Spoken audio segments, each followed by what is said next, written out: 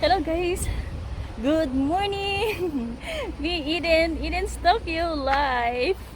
It's 5 in the morning and I'm here now in front of Etchujima Park.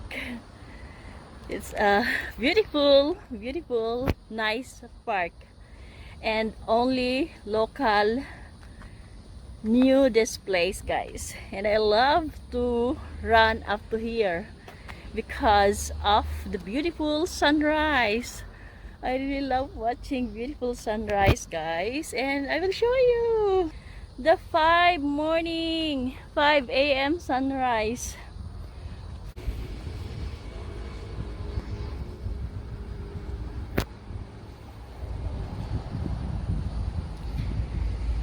That's beautiful, look.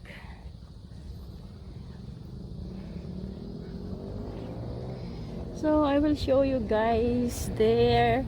We're going down to this little peaceful park that I love to visit, guys.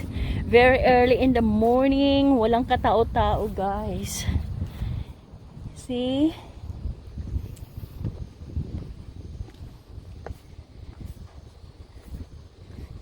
Nung walang pandemic, guys, ang place na to is boarding area ng mga sumasakay sa Yakata Fune. Yakata Fune ay yung mga boat na nag-tour around the riverside of Koto City. Yan sila, guys, yung mga boat na yan.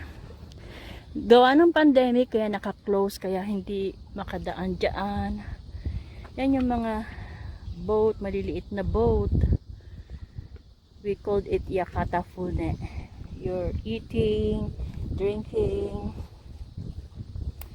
while enjoy the riverside view. Yan ang Toyoso area.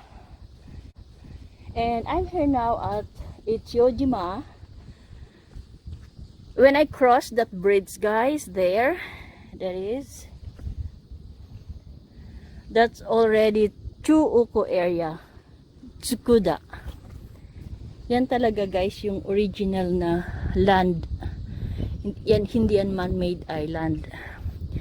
Yung lugar namin, there, man-made island na yan, guys. Kaya most of the buildings, lahat mga bago, all new buildings because it's man-made island. Here, talagang Furuimachi, old town. Here, it's a bridge, guys, and this is really beautiful. So nice to walk on this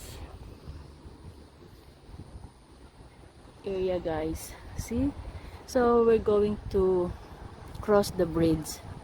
Let's go.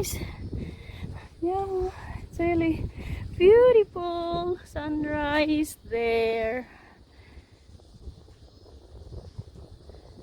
guys, because I really love walking, so I discovered so many beautiful places.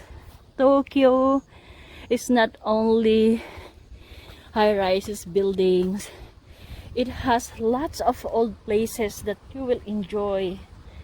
Yeah, see,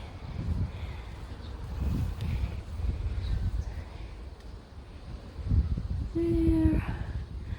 Nakakaano talaga, nakaka-relax. Yeah.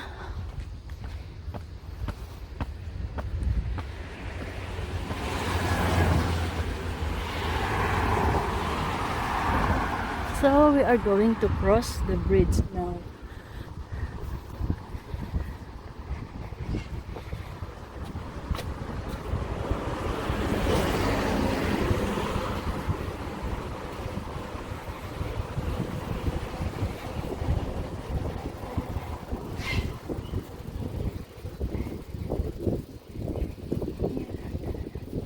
At yun yung Harumi area, guys, where the Olympic Village is located, on that area there.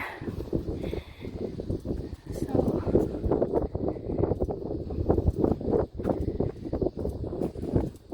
pabalik, guys, instead of using this way, I'm use the other bridge there.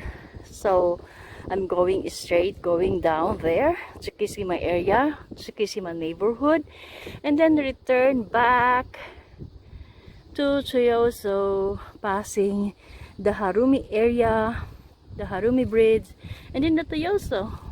And once more, guys, the view of the sunrise from the bridge. Look, isn't it beautiful?